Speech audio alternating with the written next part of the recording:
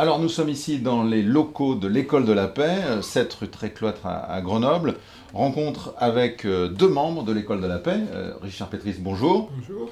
Alors vous avez été directeur, vous êtes membre fondateur de l'École de la Paix. Aujourd'hui vous en êtes administrateur. Et à vos côtés, Patrick Lecomte, bonjour. Bonjour. Donc vous êtes actuellement vice-président de l'École de la Paix. Vous aussi, membre fondateur. Alors déjà une première question qui me vient tout de suite à l'esprit. Peut-être nous parler de l'origine un petit peu de la création de l'École de la Paix. Comment est-ce que l'aventure est née ? C'est comme toujours le coefficient personnel. Pourquoi fait-on ceci bien, souvent en fonction d'antécédents historiques, pour ma part, et pour être précis s'agissant d'une origine grenobloise, c'est un service, un engagement bénévole auprès des réfugiés du Sud-Est asiatique principalement. Pourquoi les réfugiés du Sud-Est asiatique ? J'ai une partie de ma vie qui s'est passée en Indochine puis au Vietnam et j'ai voulu m'occuper ici de ces boat people ou réfugiés de la forêt cambodgienne, escapés du génocide de Khmer Rouge qui étaient accueillis de manière organisée ici à Grenoble. Et on s'est posé la question à un certain moment, est-ce que l'important, ce ne serait pas de traiter les problèmes en amont et ne pas seulement réparer les pots cassés ? Voilà une origine à la fois historique et sur le fond, les raisons d'agir pour changer le monde d'une certaine manière. Patrick, alors justement, en complément, ce nom de l'École de la Paix, donc voilà, c'est un objectif. Là, il nous renvoie à une autre de nos origines, qui est la réflexion qui a été initiée à Grenoble de très longue date, dans les milieux qui ne sont pas seulement des milieux intellectuels ou universitaires, mais qui a une résonance particulière au sein de l'Institut d'études politiques de Grenoble, où j'étais alors enseignant, et qui était partagée par de nombreux groupes de militants actifs, chrétiens et laïcs, à Grenoble, et qui renvoyait dans le fond à ce que l'UNESCO a jugé bon avec grande pertinence de poser au fronton de son entreprise éducative. Les guerres prennent naissance dans l'esprit des hommes, c'est dans l'esprit des hommes qu'il faut construire la paix. Donc il y a eu des effets d'opportunité, la visite à Grenoble de Don Helder Camara, les initiatives prises à Grenoble pour accueillir les boat people vietnamiens, le travail d'Amnesty International dont j'étais membre, des missions internationales de coopération dont j'étais un des acteurs depuis le début des années 70. Voilà, tout cela s'est mis à faire sens au début des années 80 à l'initiative en particulier de Richard Pétris qui a été le rassembleur, le fédérateur de cette énergie. École, pourquoi ? Parce que précisément, il nous fallait essayer de œuvrer contre cette réalité du monde qui ne pouvait pas ne pas nous assaillir. Il y a aujourd'hui dans le monde 1,5 milliard de personnes qui vivent en situation de conflit. Il y a près d'1 milliard de personnes qui souffrent de la faim. Il y a 42% des habitants de cette planète qui survivent avec moins de 2 euros par jour. Est-ce qu'on peut s'accommoder de ça ? Notre réponse à nous, à quelques-uns, a été de dire non, tout simplement. Alors je rebondis sur ce que vous venez de dire, et notamment sur l'inspiration catholique, parce que il y a une dimension par rapport à la religion et à l'origine de l'école, et quand par exemple on se réfère au propos de Denis d'Angean, qui a été président, et qui a déclaré que les chrétiens ne s'enferment pas dans la boutique, mais soient immergés en dehors et dans la vie. Alors justement, si on peut vous accuser de prosélytisme par rapport à ça, quelle réponse vous faites, Richard ? La plus intéressante, c'est celle que l'évêque de Grenoble de l'époque, Père Matagrin, bien connu pour ses engagements tiers-mondistes, ses amitiés avec un Don Helder Camara qu'il avait accueilli à Grenoble. Et c'est Don Helder Camara qui, à Grenoble, avait parlé d'une synthèse dont Grenoble devrait être capable. Imaginez quel écho ça pourrait avoir aujourd'hui, je dis bien aujourd'hui, dans notre Grenoble d'aujourd'hui. Une synthèse dont Grenoble doit être capable. C'est ce Père Matagrin lui-même qui, de lui-même, nous a dit à quelques chrétiens que nous étions dans cette aventure: vous savez, ça n'est pas pour les chrétiens que vous faites ça, c'est pour les hommes. Donc, de ce point de vue-là, il n'y a aucune gêne en ce qui concerne l'origine à la fois philosophique et même spirituelle, dans le sens le plus large du terme, de pas mal d'entre nous. Oui, par ailleurs. Grenoble est de longue date un creuset où se rencontrent des initiatives de participation à la vie sociale et politique qui fédèrent des chrétiens, catholiques et protestants, et des laïcs. Et c'est ce petit mélange culturel et religieux qu'on a retrouvé à l'initiative de l'École de la Paix. Il y avait autant de militants en provenance, on va dire, du militantisme laïque que de militants en provenance des cercles chrétiens. Alors, un mouvement en faveur de la paix. Quand on regarde un petit peu en arrière, quand on voit le XXe siècle, deux guerres mondiales, des guerres civiles, des génocides, voilà, le constat, il est épouvantable, il est terrible. Comment on peut justement œuvrer concrètement en faveur de la paix? Quelle réponse vous apportez justement? Notre première réponse, c'est pas une première réponse, une réponse qui précisément a tenu compte de ces objections. Lorsqu'on a compris que dans notre propre milieu, si vous voulez, ça n'était pas évident de faire évoluer les mentalités. Et l'idée d'agir tous ensemble était déjà un premier objectif, si vous voulez.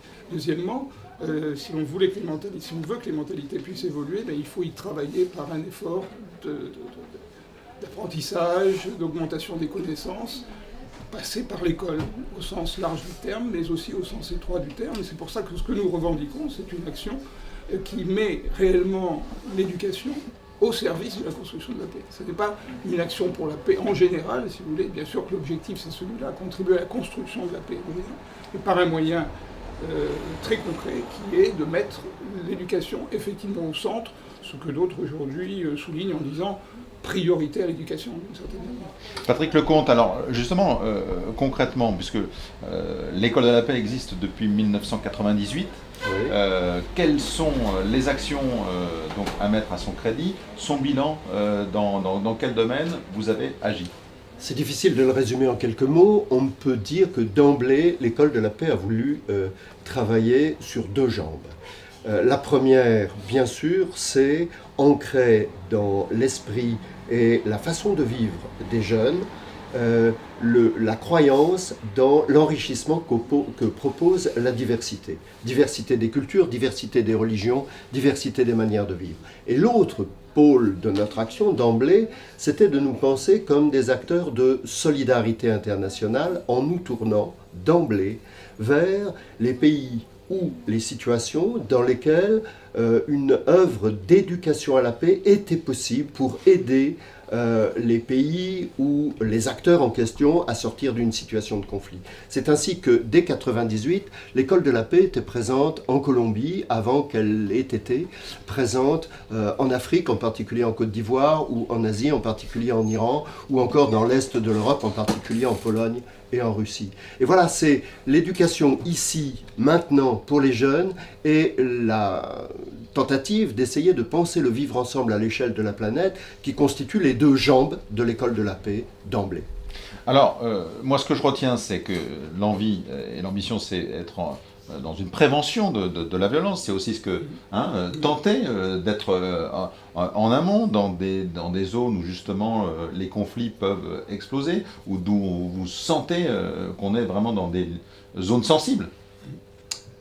Effectivement, agir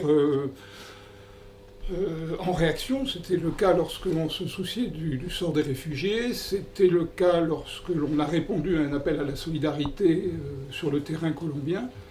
C'était une manière de mettre en acte, si vous voulez, une action éducative qui ne peut pas rester uniquement intellectuelle, liée à un travail classique dans une salle de classe, dans un amphi d'université. L'éducation, c'est aussi ce qui passe par des actes sur le terrain, cette réponse à la solidarité. Il nous a semblé qu'on ne pouvait pas revendiquer ce travail susceptible de changer par une augmentation de changer les mentalités, les comportements par une augmentation des connaissances, sans être effectivement actif pour répondre à des appels. J'irai plus loin. Je crois que dès les prémices 98-2000, on a tenté d'organiser un pont au quotidien entre notre travail éducatif, ici à Grenoble, dans les écoles, dans l'Académie de l'Isère et en France, avec les résultats, les produits de notre action sur le terrain, en Colombie, en Afrique ou ailleurs.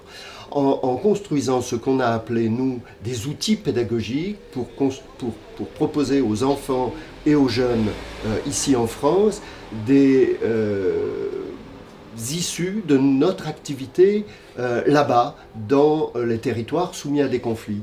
Et l'exemple même de ces outils pédagogiques qui branchent l'ici et le là-bas, c'est les réflexions qu'on a pu produire dans un outil pédagogique, par exemple sur le Kosovo en 99-2000. Outil qui était destiné aux élèves des lycées et qui a eu les honneurs d'un affichage à la mairie de Grenoble au moment précisément où l'Europe entière se demandait mais qu'est-ce qui se passe au Kosovo? Qu'est-ce que c'est que ce conflit qui est une lointaine résultante des guerres balkaniques que nous n'avions déjà tous ici pas très bien comprise. Alors c'est important ce que vous dites parce que c'est vrai que on sent dans les objectifs de l'école de la paix être présent de la maternelle, essayer dès le plus jeune âge jusqu'à l'université de sensibiliser à travers des actions concrètes. Alors c'est vrai que dans l'opinion publique, tout ce qui tourne autour de l'imaginaire de la guerre est très présent. On le voit aussi au poids des jeunes, dans les jeux vidéo. Voilà, il y a la violence est très présente, il y a une agressivité. Comment construire un autre imaginaire possible autour de la paix? Ça, c'est une tâche plutôt ardue. Là encore, nous avons fait le pari d'emblée que les forces de l'imaginaire, qui sont certainement les forces les plus importantes qui agissent les hommes en profondeur, pouvaient être mises au service du vivre ensemble, du respect des différences, de l'accueil à autrui, aussi bien qu'au service de l'imposition d'une volonté, d'une hégémonie, d'un impérium.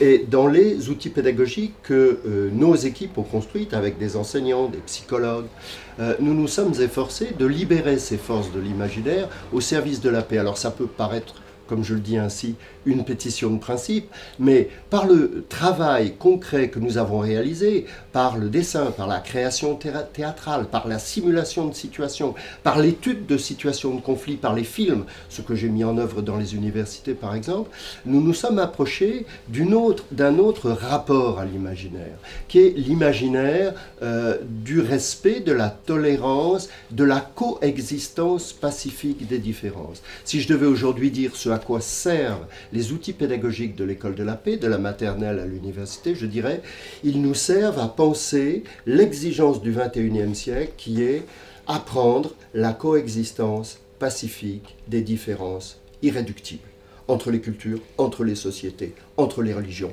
entre les individus.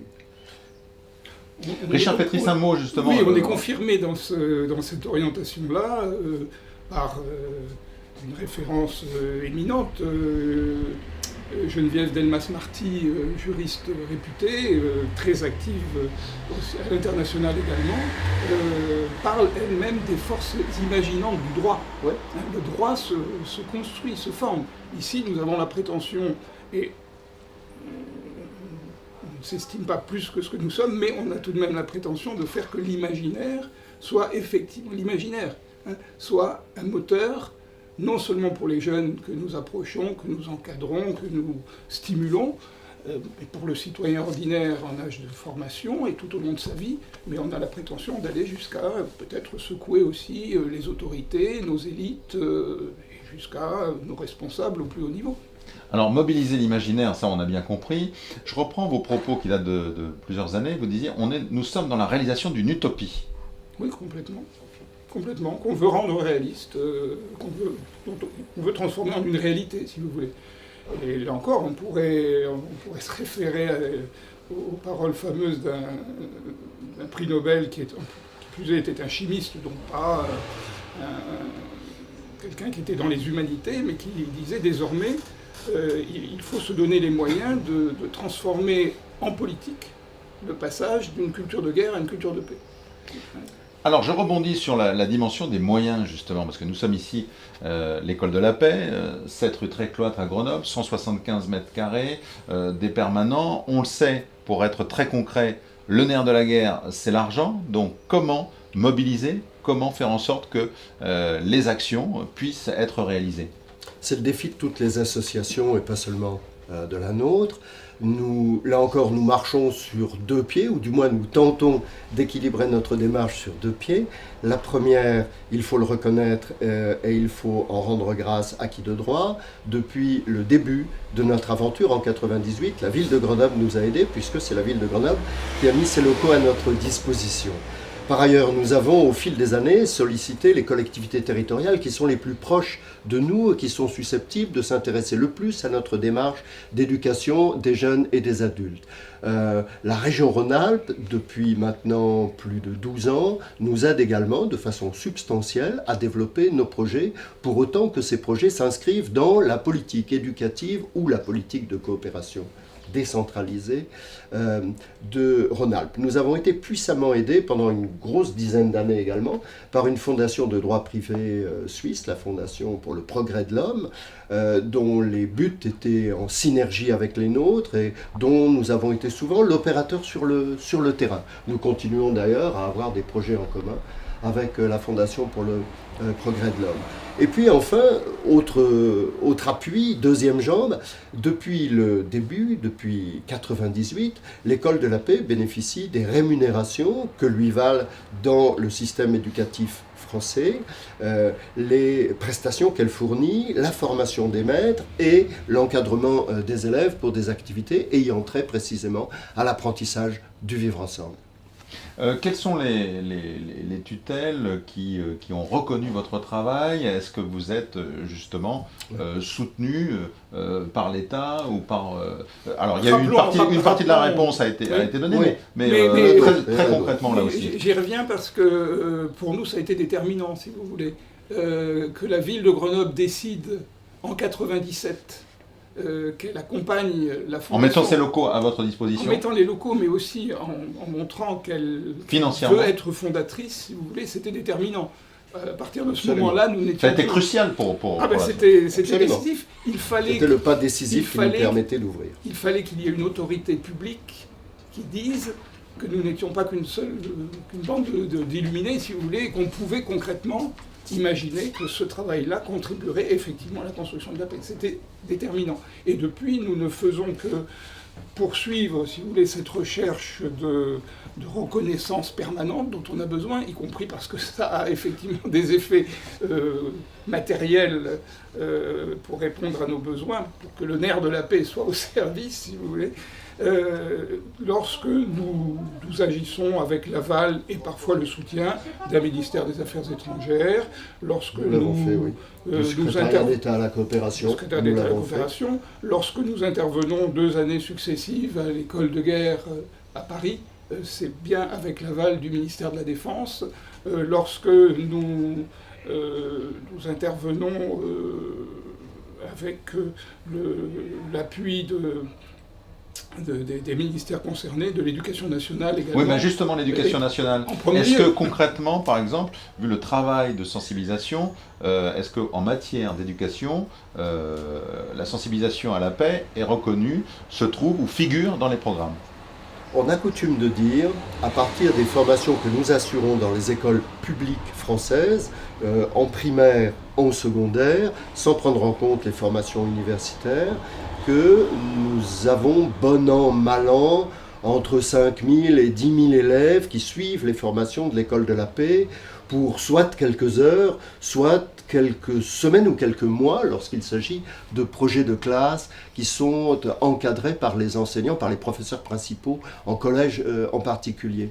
Donc c'est un nombre assez considérable. Par ailleurs, l'école de la paix a essaimé et il y a eu au minimum 2 antennes de l'école de la paix qui se sont émancipées, qui sont tout simplement des répliques des enfants de l'école de la paix dans d'autres académies en France. Enfin, pourquoi ne pas ajouter ceci? Dès 1998, nous avions pris langue avec l'UNESCO, en la personne de David Adams, qui était alors en charge du programme de l'UNESCO pour une décennie de culture de la paix, la décennie 2000. Et grâce à David Adams, grâce aux liens que nous avons noués avec la division des enseignements supérieurs de l'UNESCO nous a accordé une forme de reconnaissance qui est mentionnée dans le titre de nos formations universitaires universitaire sous la forme d'un réseau UNESCO lié à l'école de la paix. Et c'est au nom de l'UNESCO aussi que nous poursuivons cette action. Voilà une autre reconnaissance qui n'a pas pesé de peu de poids dans le dynamisme initial de l'école de la paix. Alors, une question aussi là, qui surgit instantanément, c'est quel rapport avec les mouvements pacifistes? Est-ce que l'école de la paix, est-ce que justement vous êtes des militants ou pas? Voilà, ça peut entretenir une certaine confusion dans l'esprit de l'opinion publique notamment. Et ça l'a fait. Il y a eu confusion. Alors, réponse.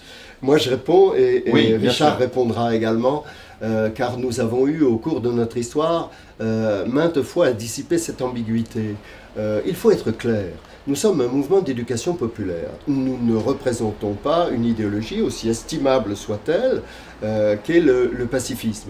Nous n'avons pas non plus de lien avec le mouvement de la paix, dont l'histoire est liée au mouvement communiste international. Non, nous sommes des formateurs qui croyons aux vertus de l'éducation au vivre ensemble. C'est très différent. Donc si nous sommes des militants de quelque chose, nous sommes des militants de l'éducation, parce que nous croyons à l'éducation.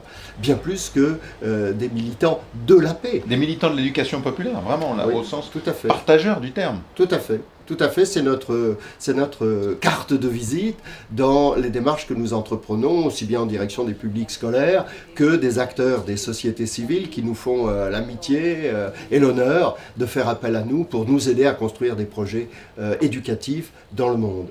Mais on est dans ce débat typiquement français, si vous voulez, hein, oui. Qui tient à la fois à notre langue, mais aussi à une histoire. Et à l'histoire. Et à une sensibilité française, intellectuelle, qui est assez particulière, hein, qu'on peut revendiquer. Nous sommes pacifiques, mais pas seulement pacifiques, nous sommes même pacifistes, oui, dans le sens normal du terme, je dirais. Par contre, nous ne le sommes pas si nous nous référons à la fameuse période qui rappelle qu'à un certain moment, à la veille de la Seconde Guerre mondiale, certains ont considéré qu'il fallait refuser absolument le moyen de la guerre. Probablement peut-on le regretter pour la suite de certains événements, si vous voulez. Donc, ça, c'est un débat dont nous sommes sortis. Alors, ce qui est important aussi pour sensibiliser l'opinion publique, la société aux vertus de la paix en termes d'éducation, quand on voit aujourd'hui, par exemple, qu'on parle beaucoup de droit d'ingérence, quand on parle de guerre juste également, par rapport à ces conflits qui embrasent la planète, quelle réponse apporter ? Je compléterai du coup ce que je vous disais à l'instant en évoquant la démarche de non-violence, si vous voulez. Nous ne sommes pas non plus essentiellement fondés sur la non-violence. Il y a des mouvements en France, y compris à Grenoble, qui sont explicitement des mouvements qui font profession de non-violence. Évidemment qu'un des moteurs ou une des racines, si vous voulez, de notre démarche, c'est effectivement la non-violence. On participe à des efforts d'animation scolaire qui prônent une certaine non-violence. Les incivilités dans les écoles, c'est d'une certaine manière une action violente qu'exercent les enfants les uns à l'égard des autres. Bon. Donc, de ce point de vue-là, nous revendiquons aussi, si vous voulez, ce fondement-là. Mais... oui, Patrick, vous voulez compléter ? Je vous écoutais parler de droit d'ingérence et guerre juste, etc., etc. Je crois que depuis l'origine, à l'école de la paix, nous tentons une démarche qui est parfois un peu périlleuse et qui peut prêter justement à l'ambiguïté. Ni angélisme, nous ne sommes pas pacifistes, ni non plus idéologues, nous ne prenons pas parti, sinon nous ne pourrions pas être un mouvement d'éducation populaire, mais nous avons une mission, et cette mission, nous avons essayé de l'accomplir, y compris face aux guerres que certains disaient justes et que d'autres clamé injuste. Je pense encore une fois à l'exemple du Kosovo. Lorsque la guerre du Kosovo a éclaté au printemps 99, dans l'incompréhension générale d'une opinion publique qui avait désappris les conflits des Balkans depuis 1995, nous nous sommes posé la question, que dire aux jeunes aujourd'hui? Que pouvons-nous leur dire? Et la réponse, c'est la même que celle que nous avions formulée à propos de la Colombie depuis bien des années. C'est décryptons-la ensemble cette guerre et essayons d'en identifier les facteurs et d'en dessiner les issues possibles. Des issues qui soient celles précisément dans lesquelles tous les acteurs de la guerre pourraient tirer un profit. Or, de toute évidence, aucune guerre n'est payée que par les victimes. Une guerre est payée aussi par les vainqueurs, et ça, nous le savons d'expérience en Europe. Donc, nous l'avons fait pour le Kosovo, nous l'avons fait pour la Colombie, et je le fais au quotidien avec mes étudiants à l'université, en travaillant sur les processus de gestion des conflits et les processus de sortie de conflits. Voilà, c'est notre réponse à l'école. De la même manière, nous ne nous laissons pas enfermer, nous ne nous laissons pas enfermer dans le dilemme autour de l'acte de guerre, si vous voulez. On est bien au-delà de ça. La paix, c'est pas uniquement l'absence de guerre. On sait très bien, dans l'affaire malienne, pour être précis et pour parler d'une action qui nous concerne directement en tant que Français, si vous voulez, que l'important, c'est pas seulement une opération militaire qu'il fallait probablement faire et mener à son terme. L'important, c'est tout ce qui se passe autour ou après, si vous voulez, la dimension sociale, la dimension développement, la dimension éducative, qui doit être retenue par une action politique globale pour faire en sorte que le pays en question, ou la zone en question, si vous voulez, ou bien une certaine attitude dans le monde aujourd'hui, contribue à créer les conditions de la paix. Alors justement, sur cette démarche-là, pour mesurer et voir ce qui se passe après, vous avez parlé du bilan, vous avez parlé des actions concrètes que vous avez menées, y compris à l'étranger. Comment mesurer justement l'efficacité de votre action, vous, association, École de la Paix? Il y a plusieurs indicateurs. Le premier indicateur évident pour un mouvement d'éducation populaire, c'est le retour des gens que nous tâchons ou que nous collaborons à former. Et ce retour, il est multiforme. D'une part, il y a les échos qui nous viennent des classes, des écoles où nous travaillons. Il y a d'autre part l'afflux, et ça n'est pas un vain mot, l'afflux de candidats à des stages à l'École de la Paix. Ils sont très nombreux, les jeunes en provenance des universités ou des jeunes en provenance des lycées, qui viennent à l'École de la Paix, poussent la porte et nous demandent « puis-je travailler quelques semaines, quelques mois avec vous ?» Il y en a deux dans le bureau d'à côté qui sont venus spontanément travailler pour quelques mois avec nous en provenance de l'Institut d'études politiques de Grenoble qui nous fournit beaucoup de stagiaires. Et puis nous avons les retours et les échos de nos actions à l'étranger. Je reviens de Tunisie par exemple, où je travaille depuis maintenant 3 ans avec le soutien de la ville de Grenoble dans le cadre de la coopération décentralisée avec Sfax. Nous travaillons avec des associations et chaque année, lors de chacun de nos séminaires de formation des jeunes citoyens de Sfax, nous revoyons ceux que nous avons contribué à former les années précédentes. Et ces liens tissent comme une espèce de grande chaîne de solidarité, et là encore, ça n'est pas un vain mot, de grande chaîne de solidarité à travers le monde. Ces efforts s'opposent précisément à tous ceux qui veulent dresser les peuples les uns contre les autres, les sociétés les unes contre les autres, ou les entités politiques les unes contre les autres. Voilà, nous vivons de cela, et je ne parle pas ici de l'océan de mails qui tous les jours submerge l'École de la Paix, en provenance de ceux qui ont eu vent de notre aventure et qui veulent faire un bout de chemin avec nous ou simplement s'informer. Alors comment lutter aussi contre l'individualisme qui règne beaucoup dans nos sociétés? On peut parler aussi d'indifférence ou de désenchantement de la jeunesse. Qu'est-ce que vous, concrètement, vous constatez? L'inverse. L'inverse, et ça n'est pas être utopiste une fois encore que de le dire, c'est l'absolue réalité du quotidien de nos actions lorsqu'on tend la main à quelqu'un en faisant appel à son intelligence, à sa sensibilité, à son sens de la responsabilité vis-à-vis de ce monde qui est le nôtre, notre monde à tous. En général, les réponses sont positives. Nous le voyons fort bien avec les jeunes dans les écoles. Il y a un grand enthousiasme autour de nos formations, comme il y a un grand enthousiasme autour de toutes les disciplines d'éveil au monde. il est, à mon avis, fallacieux de persister à penser que l'individualisme contemporain a à voir avec l'indifférence à autrui. Ce sont deux choses parfaitement différentes. Et si j'en avais le temps, j'expliquerais que l'individualisme est au contraire la constitution d'une véritable personnalité. Or, une véritable personnalité, c'est une sociabilité. En se réalisant soi-même, on va pouvoir aider les autres. Absolument, car nous ne sommes que ce que nous faisons avec autrui. C'est la profession de foi de toutes les philosophies du XXe siècle. Donc, au XXIe siècle, nous sommes co-responsables du monde. Et lorsque nous le disons, en général, les gens répondent positivement. Et du coup, l'objectif et l'ambition, c'est de pouvoir multiplier ces expériences, si vous voulez, qui s'adressent à quelques-uns, toujours trop peu nombreux d'une certaine manière. Et c'est aussi une manière de répondre à la question que vous posiez à propos de l'éducation, de notre place ou de notre lien avec l'éducation nationale. C'est clair qu'on aimerait que cette démarche devienne plus globale encore, soit davantage toujours plus prise en compte, si vous voulez, par le système éducatif en lui-même.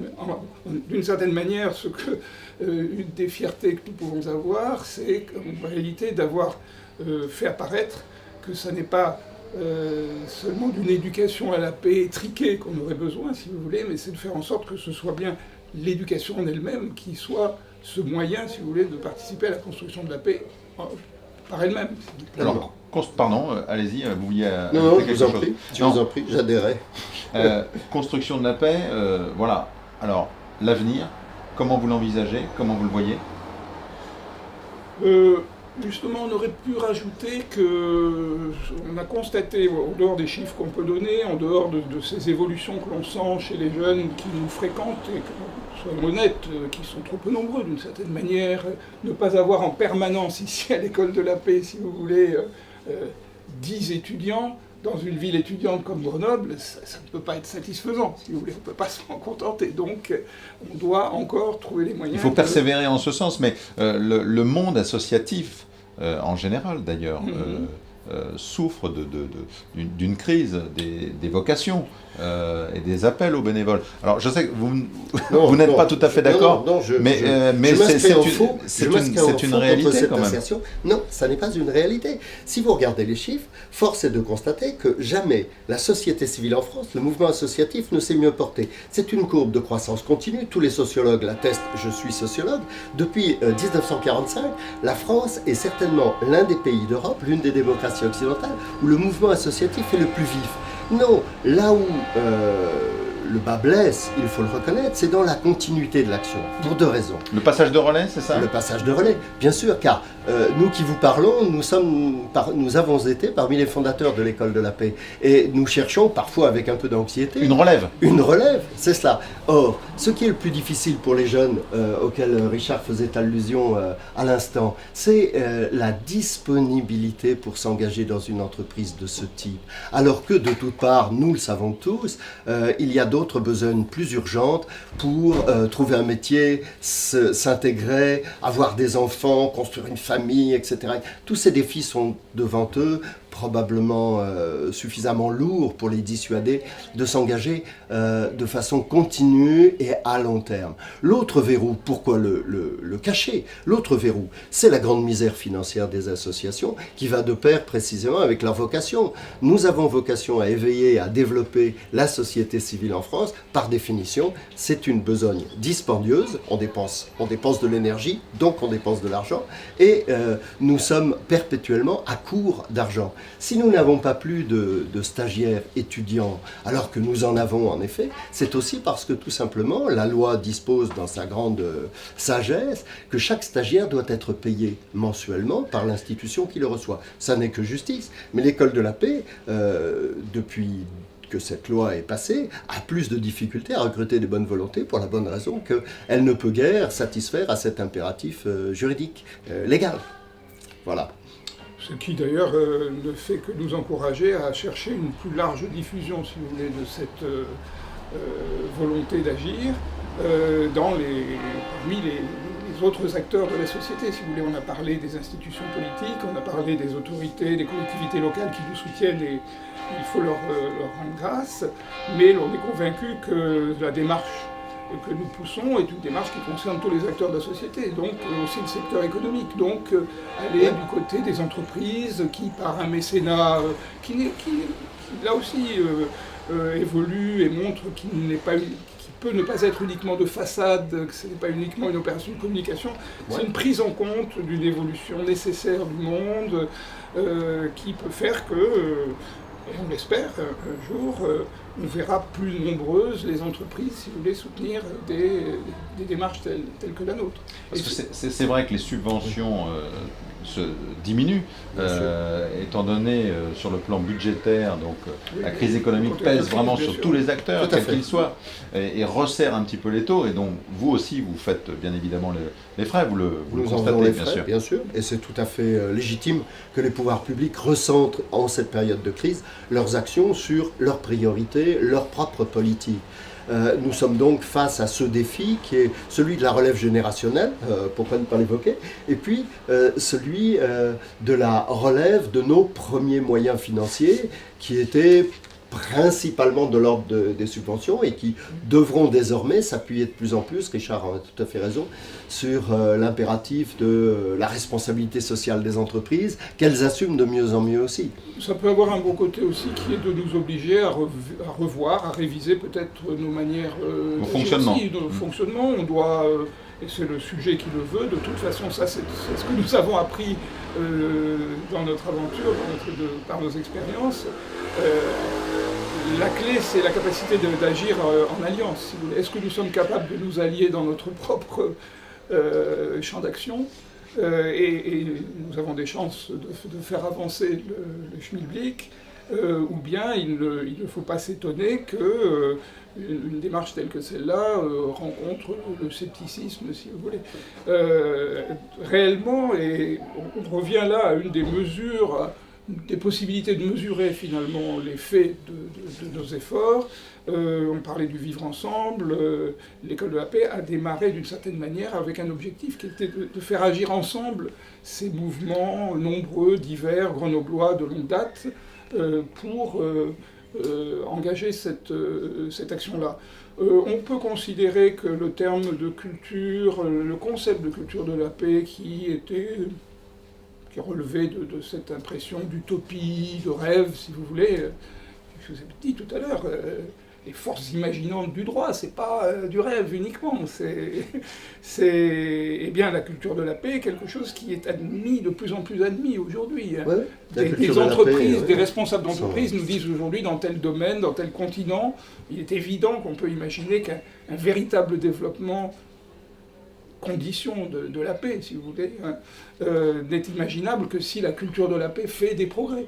Et puis, j'évoquais tout à l'heure le travail que nous faisons avec des militaires. On peut le dire sans aucune hésitation, les militaires sont probablement aujourd'hui parmi ceux, en tous les cas ceux que nous fréquentons dans notre pays, sont parmi ceux qui sont les plus conscients de leur rôle limité et de la nécessité de mettre en place des conditions. Les militaires, donc des militants de la paix ? Les militaires sont professionnels. Des militaires professionnels qui sont les premiers concernés par la fabrication de la paix, puisque c'est leur mission mondiale. Les Français, sans jeu de mots, font la guerre au Mali ou tâchent d'y mettre fin en Centrafrique au nom d'un impératif qui est construire précisément une culture de la paix qui ne soit pas seulement un produit d'exportation de l'Occident.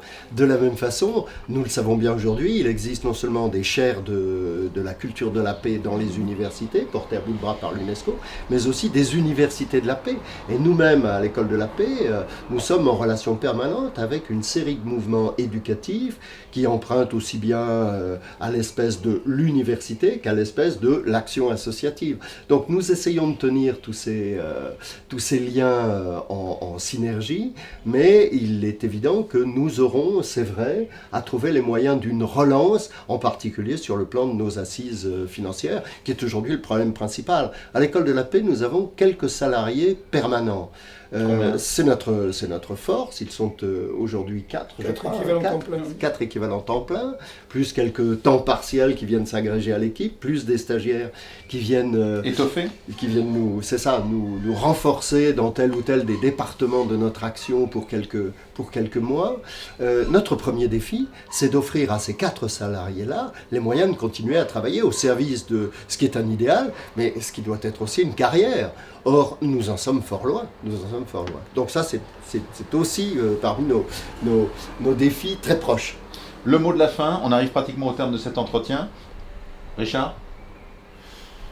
Le mot de la fin, j'ai pas pensé à un mot de la fin parce qu'en réalité, on est loin de la fin. La fin de l'entretien. La fin de l'entretien, non, honnêtement, j'ai... Une perspective. Enfin, et vous, Patrick ? Moi, j'en dessinerai une, en rappelant un mot qu'il est difficile de prêter à son véritable auteur. Je cite, « Le plus grand facteur d'instabilité dans le monde, c'est la pauvreté, et la frustration et le désespoir qu'elle draine. » Savez-vous qui a prononcé cette phrase en 2004 ? Elle est d'une brûlante actualité, le président de la Banque mondiale. Vous le voyez, nous sommes une grande famille. Et du coup, me revient comme une évidence le fait que nous nous trouvons dans un temps, et je crois que c'est tout à fait dans la continuité de ce qu'on vient de dire, dans un temps où c'est la dimension politique de ce travail qui est importante, si vous voulez, dans son sens le plus large, d'une part, mais aussi, ce devrait être dans son sens le plus concret, tel qu'on l'évoque, et tel qu'on réagit parfois, en s'attendant à ce que ce soit les chargés de prendre les décisions importantes, si vous voulez, qui impriment le mouvement, qui prennent en compte les aspirations d'une société civile qui n'est pas que propre à notre pays, si vous voulez, que l'on voit s'exprimer dans quantité de situations et de pays divers dans le monde aujourd'hui, et qui, je crois, souligne à quel point ça devient une exigence politique forte, mondiale et j'allais dire globale, si vous voulez.